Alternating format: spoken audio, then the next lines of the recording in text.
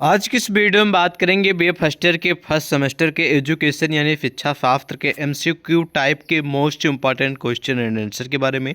तो वीडियो बहुत ही महत्वपूर्ण होने वाली है क्योंकि आप सभी के बहुत ज़्यादा कमेंट भी आ रहे थे कि सर जो बीए फर्स्ट ईयर का फर्स्ट सेमेस्टर का जो पेपर होता है, कोई भी हो, शिक्षा शास्त्र ही ले लीजिए, उसका एमसीक्यू टाइप क्वेश्चन सॉल्व कराइए और ऑब्जेक्टिव वाले प्रोवाइड करिए, बहुविकल्पीय वाले। तो फाइनली आप लोगों के कमेंट के हिसाब से मैंने वीडियो आज की ये बना रहा हूँ और ये वीडियो उन सभी छात्रों के लिए महत्वपूर्ण होने वाली है जिन भी यूनिवर्सिटियों में परीक्षाएं ऑब्जेक्टिव बेस पे यानी बहुविकल्पीय होने वाली हैं शिक्षा शास्त्र की बीए फर्स्ट ईयर के फर्स्ट सेमेस्टर की। ठीक है, तो चलिए जानते हैं। पहला क्वेश्चन है कि भैया प्राचीन शिक्षा के बारे में कौन सा कथन असत्य है। ध्यान से सुनेंगे। पहले ये क्वेश्चन कह रहा प्राचीन शिक्षा यानी कि पहले की शिक्षा, आज से 100-200 साल पहले की जो शिक्षा थी, ठीक है, उसके बारे में कौन सा जो एक कथन है वो असत्य यानी कि गलत है।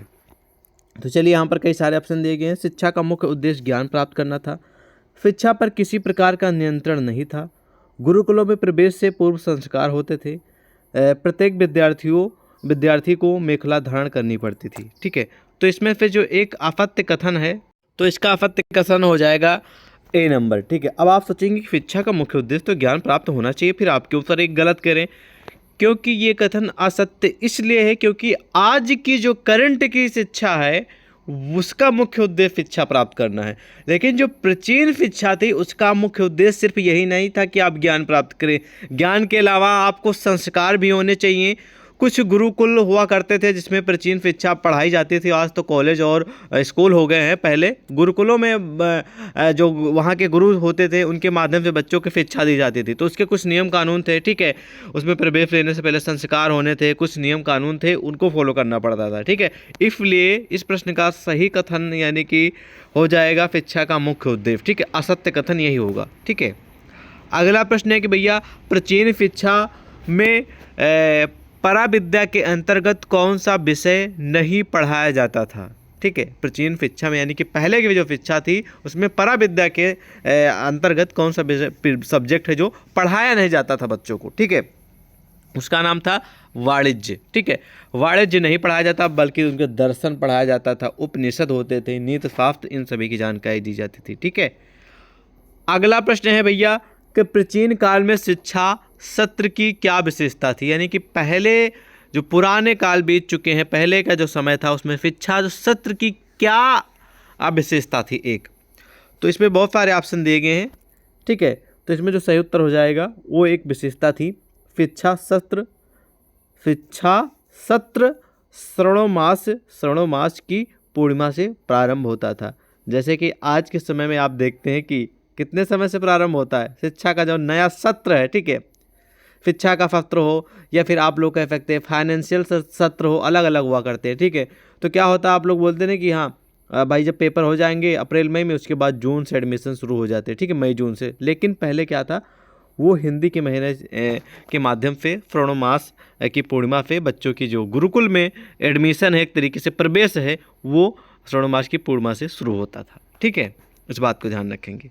सत्र मतलब सन, मतलब कि किस हिसाब से जैसे 2023 और 24 के सेशन के छात्र हैं उसी तरह सत्र, ठीक है, हिंदी में बोलते हैं। अगला प्रश्न है कि प्राचीन काल में चिकित्सा विज्ञान का मुख्य केंद्र कौन सा था इन ऑप्शनों में से। चिकित्सा यानी कि जहाँ पर रोगियों के रोग की इलाज किया जाता हो। ठीक है, विज्ञान का प्रमुख केंद्र कौन सा। ठीक है, विज्ञान का, इस बात को ध्यान रखें, चिकित्सा विज्ञान का प्रमुख केंद्र कहाँ था, सेंटर कहाँ था इन ऑप्शनों में से। तो उसका सेंटर था तक्षशिला एक स्थान है, वहीं पर इसका मुख्य आलय या फिर कह सकते हैं प्रमुख केंद्र था। ठीक है, अगला क्वेश्चन है कि प्राचीन शिक्षा के प्रमुख केंद्र कौन थे। ठीक है, तो शिक्षा के प्रमुख जो केंद्र थे, याद रखेंगे, बहुत ही महत्वपूर्ण प्रश्न है। ठीक है, वो तक्षशिला भी है, नालंदा भी है और पाटलिपुत्र। नालंदा के बारे में मैंने को था, बहुत ही बड़ी यूनिवर्सिटी विश्वविद्यालय है नालंदा। ठीक है, पाटलिपुत्र भी था, तक्षशिला भी था, इसलिए सही उत्तर हो जाएगा इनमें से सभी। ठीक है, अगला है कि प्राचीन काल में यानी कि पहले के समय में 48 वर्ष तक शिक्षा प्राप्त करने वाले विद्यार्थी को क्या कहा जाता था। ठीक है, तो पहले जो 48 वर्ष के मान लीजिए कोई विद्यार्थी वो पढ़ाई कर रहा है तो उसको इन ऑप्शनों में से किस नाम की संज्ञा दी गई है, उसको कहा जाता है आदित्य। ठीक है, अगर वो इंसान या फिर वो बच्चा 48 वर्ष का हो गया तब भी शिक्षा ग्रहण कर रहा, पढ़ाई कर रहा है, तो उसको एक नाम से संबोधित किया जाता है। वो नाम है आदित्य। ठीक है, आदित्य। ठीक है, इस नाम से उसे संबोधित किया जाता है। आदित्य कोई पर्सनल इंडिविजुअल नाम नहीं, मतलब कि आदित्य एक, मान लीजिए कि एक तरीके से 48 वर्ष हो जाने पर सभी का कहा जाने लगेगा, चाहे वो 10 छात्र हो चाहे 20 हो, सभी को अगर वो 48 साल की वर्ष तक जो अपनी पढ़ाई वो जारी रख रहे हैं तो उनको आदित्य कहा जाएगा, वो चाहे 10 हो चाहे 20 हो चाहे जितने भी हो। अगला क्वेश्चन है कि प्राचीन शिक्षा संबंधित है, यानी कि प्राचीन शिक्षा से कौन सा इन ऑप्शनों में से संबंधित है, पुराने शिक्षा से। ठीक है, तो भैया रामायण भी नहीं है, कुरान भी नहीं है, बाइबल भी नहीं, वेद हैं। ठीक है, वेदों से प्राचीन शिक्षा जो है वो वेदों से संबंधित है, इस बात को ध्यान रखेंगे। और ये प्रश्न 2022 में परीक्षा में रिपीटेड भी है। ठीक है, अगला प्रश्न है कि भैया प्राचीन शिक्षा किस जीवन दर्शन पर आधारित है। जो पहले की शिक्षा थी वो किस जीवन दर्शन पर आधारित है इन ऑप्शनों में से। ठीक है, बहुत ही महत्वपूर्ण प्रश्न है, याद रखेंगे। तो वो है आदर्शवाद पे आधारित है। किस पे आधारित है? आदर्शवाद, यानी कि एक आइडियल, किसी को देख के इंस्पिरेशन लेना। ठीक है, उसके आधार पे आइडियल मान के। ठीक है, अगला क्वेश्चन है कि पराविद्या संबंधित है, यानी कि जो पराविद्या है ये किससे संबंधित है। तो जो पराविद्या है, ध्यान रखेंगे, वो आध्यात्मिक ज्ञान है। पराविद्या को आध्यात्मिक ज्ञान भी कहा जाता है और इसी से संबंधित है, इस बात को ध्यान रखेंगे। ठीक है, बहुत ही महत्वपूर्ण प्रश्न है। और अगला प्रश्न कह रहा है कि पुराने काल में जो गुरु को क्या माना गया है। ब्रह्म स्वरूप माना गया है, समाज सुधारक माना गया है, ज्ञाता माना गया है। तो सिंपल सा आप लोगों को साबित हो रहा है कि भाई पहले के जो गुरु थे उनको ब्रह्म स्वरूप भी कहा जाता है, वो समाज के लिए भी काम करते थे और काफ़ी वो उनको ज्ञाता भी, काफ़ी ज़्यादा क्षेत्रों में, सब्जेक्ट में उनको नॉलेज भी था, इसलिए उन्हें कहा जाएगा ये सभी। आप चाहे पहले गुरु को ब्रह्म स्वरूप भी कह लीजिए, ज्ञाता भी कह लीजिए, समाज सुधारक भी कह लीजिए। यदि इसी तरह के तीनों ऑप्शन दिख रहे हैं तो वहाँ पर एक ऑप्शन जरूर दिखेगा इनमें से सभी या फिर ये सभी, तो वही सिलेक्ट करेंगे। ठीक है, अगला प्रश्न है कि प्राचीन गुरु की विशेषता, यानी कि पहले के जो गुरु होते थे उनकी क्या मुख्य विशेषता, क्या क्वालिटी थी इन ऑप्शन में से, इस बात को ध्यान रखेंगे, महत्वपूर्ण प्रश्न। ठीक है, तो एक क्वालिटी इसमें से बताना है, वो है चरित्रवान और सानी होना। ठीक है, क्या होना? चरित्रवान और सानी होना, ये प्राचीन विशेषता है जो पहले के गुरु होते थे। ठीक है, प्राचीन मतलब प्राचीन जो पहले का समय था उसमें जो गुरु होते थे, मास्टर होते थे, उनकी ये विशेषता है, चरित्रवान और सानी होते हैं। ठीक है, अगला प्रश्न है कि भैया प्राचीन कालीन शिक्षा का मुख्य उद्देश्य क्या था, यानी कि पहले की जो शिक्षा थी वो किस लिए लोग पढ़ते थे। भैया हमारा क्या मकसद है, किस लिए पढ़ाई जाती थी। ठीक है, तो कई सारे ऑप्शन दिए गए हैं, इनमें सही उत्तर हो जाएगा ऑप्शन नंबर कौन सा, याद रखेंगे, उपरोक्त में से कभी सभी। ठीक है, क्योंकि पहले की जो शिक्षा थी वो शिक्षा इसलिए ग्रहण की जाती थी, लोग अपने बच्चों को दिलाते थे कि वो धर्म का पालन करेंगे, जिस भी धर्म के हैं उसका नियम कानून से पालन करेंगे, उस धर्म के अगेंस्ट में, मतलब कि अगर कोई उसका ठुकरा रहा है, किसी प्रकार का विरोध कर रहा है तो उसके लिए वो खड़े रहेंगे, ताकि वो कोई भी उनके धर्म का विरोध ना कर पाए, मोक्ष प्राप्त हो, इसलिए करते थे। आध्यात्मिक उनका विकास हो, जो अध्ययन कर रहे हैं, जो उनके दिमाग की चीज़ें वो डे बाय डेवलपमेंट होती रहे, विकास होता रहे उसका, इसलिए इन ऑप्शनों में से सभी सही उत्तर होगा, उपयुक्त में से सभी, इस बात को ध्यान रखेंगे। ठीक है, चलिए नेक्स्ट क्वेश्चन की ओर बढ़ें। नेक्स्ट क्वेश्चन आपके 2022 और 23 दोनों वर्ष में पूछा गया क्वेश्चन है, इस बात को ध्यान रखेंगे। लिखा है कि प्राचीन शिक्षा की विशेषता थी, प्राचीन शिक्षा की विशेषता थी कौन सी इन ऑप्शनों में से। ठीक है, तो इन ऑप्शनों में से जो सही उत्तर हो जाएगा, इस बात को ध्यान रखेंगे, बहुत ही महत्वपूर्ण प्रश्न है, वो हो जाएगा आध्यात्मिक शिक्षा।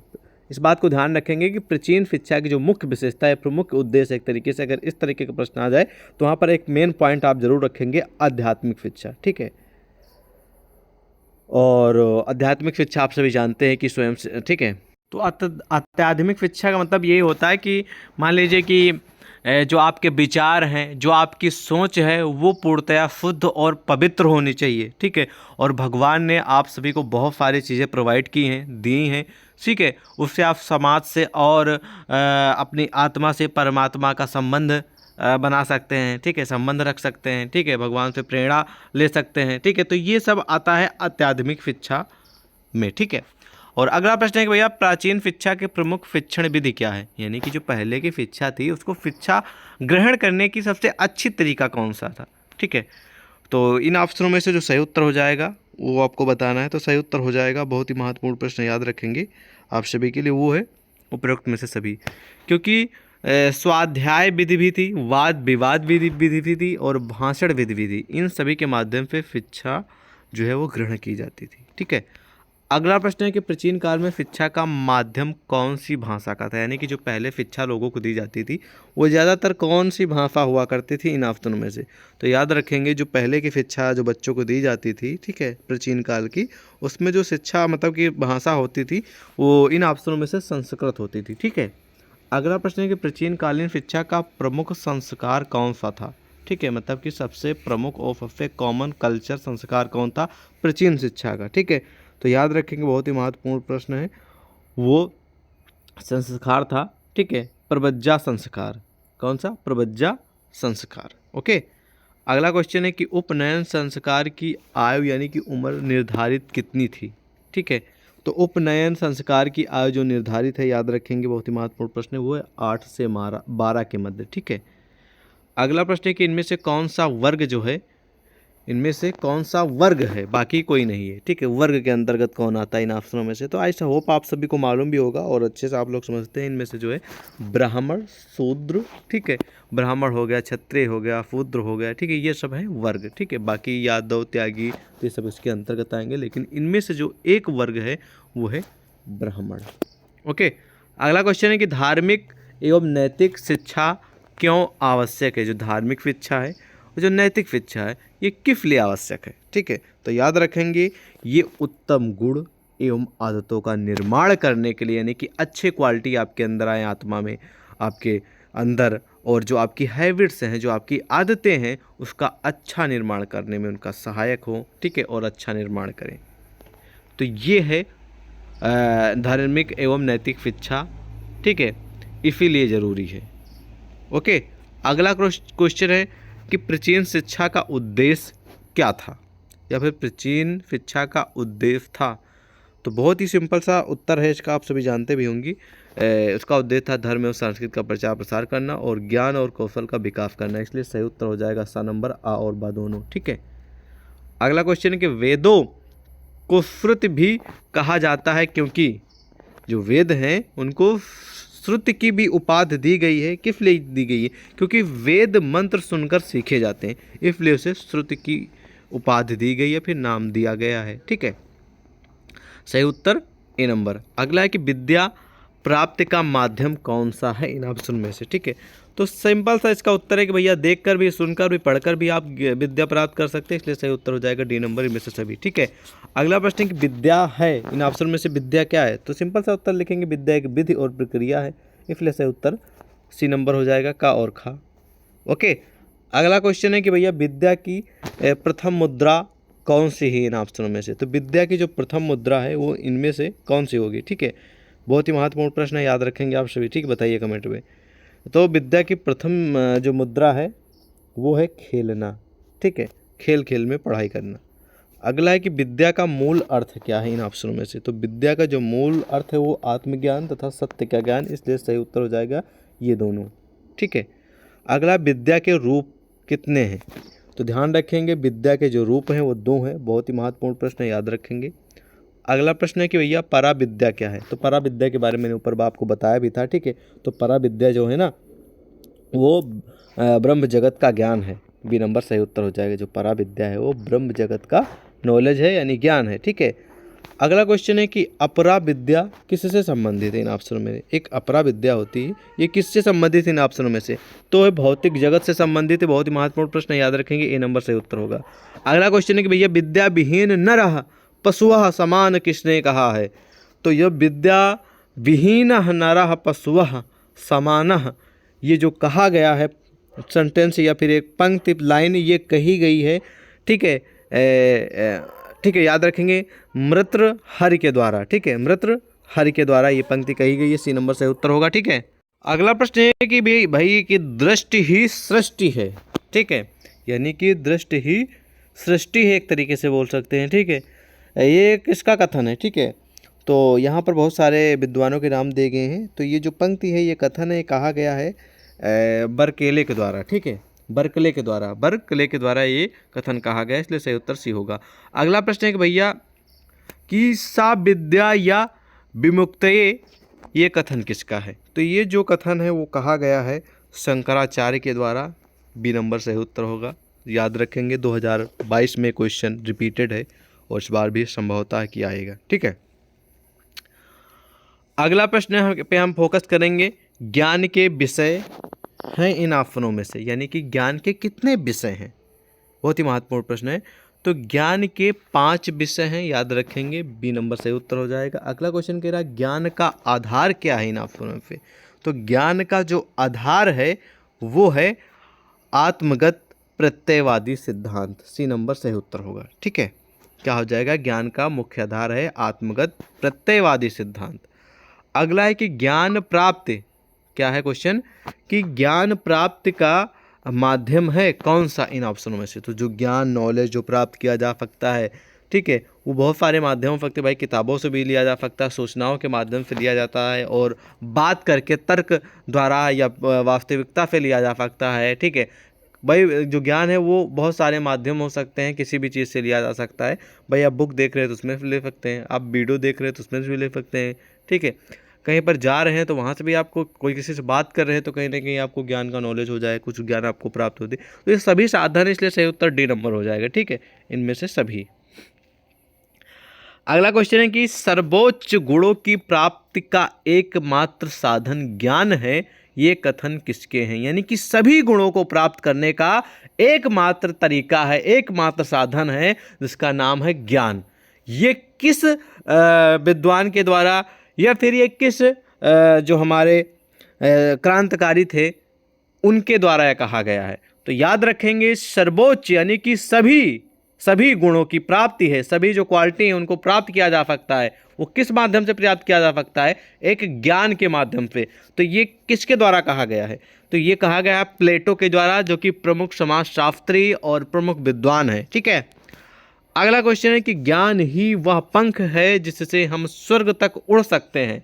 यानी कि जो ज्ञान है, जो नॉलेज है, वो एक तरीके से एक हवाई जहाज की तरह है, जिसके माध्यम से हम आसमान में उड़ सकते हैं। एग्जाम्पल मैं आपको बता रहा हूँ। ठीक है, और ये जो पंक्ति है वो किसके द्वारा कही गई है? कि ज्ञान ही वह पंख है जिससे हम स्वर्ग तक उड़ सकते हैं। तो ये जो पंक्ति है, ये जिनके द्वारा कही गई है उनका नाम है, याद रखेंगे, बहुत ही महत्वपूर्ण प्रश्न है, शेक्सपियर, जो कि प्रमुख विद्वान और प्रमुख राज शिक्षा शास्त्री और प्रमुख समाजशास्त्री भी हैं। ठीक है, अगला क्वेश्चन है कि ज्ञान ही शक्ति है। जो ज्ञान है, जो नॉलेज है, वही पावर है। इसलिए इस मतलब क्वेश्चन कह रहा है कि जो ज्ञान है, ठीक है, ज्ञान ही शक्ति है। ये किसने कहा है? तो ये कहा है प्लेटो ने। बहुत ही सॉरी एक मिनट, ज्ञान ही शक्ति है। ठीक है, ज्ञान ही शक्ति है, ये कहा है अरस्तु ने। ठीक है, अरस्तु भी प्रमुख समाजशास्त्री और विद्वान है। अगला है कि ज्ञान धर्म है। ज्ञान जो है वो एक धर्म है, ये कथन किसका, ये पंक्ति किसने कही है? उनका नाम है प्लेटो। प्लेटो एक प्रमुख समाजशास्त्री, प्रमुख विद्वान भी हैं। इन्होंने ही कहा कि ज्ञान धर्म है। अगला क्वेश्चन कह रहा है कि भैया ज्ञान की पवित्रता है, ज्ञान की पवित्रता है, ये किसके द्वारा कहा गया है? ज्ञान की पवित्रता है कहा गया है किन? अरस्तु के द्वारा, रूसो के द्वारा, सुकरात के द्वारा, या फिर बटलर के द्वारा? तो ये कहा गया सुकरात के द्वारा ज्ञान ही पवित्रता है। याद रखेंगे 2022 में रिपीटेड है। तो आज की इस वीडियो में करीब हम आपको शिक्षा शास्त्र से जुड़े, एजुकेशन से जुड़े 50 क्वेश्चन के करीब हमने आपको MCQ टाइप के क्वेश्चन सॉल्व कराएं। आई होप आपके लिए काफ़ी हेल्पफुल साबित हो सकते हैं। मैं ये नहीं कह रहा हूँ कि सारे क्वेश्चन आएंगे, लेकिन 2, 4, 5, 6 क्वेश्चन आपको जरूर देखने को मिलेंगे इस वीडियो से, और हम आपकी एग्जाम की तैयारी इसी तरह कराते रहेंगे। और भी अच्छे अच्छे क्वेश्चन आप सभी के परीक्षा से संबंधित लेकर आएंगे, जो आपके एग्जाम में पूछे जाने को उम्मीद है। बस हम अपना प्रयास करते हैं, आप भी अपना सपोर्ट दिखाइए, यानी कि वीडियो को अंत तक देखिए, ताकि हम जो मेहनत कर रहे हैं वो सफल हो। ठीक है, जय हिंद।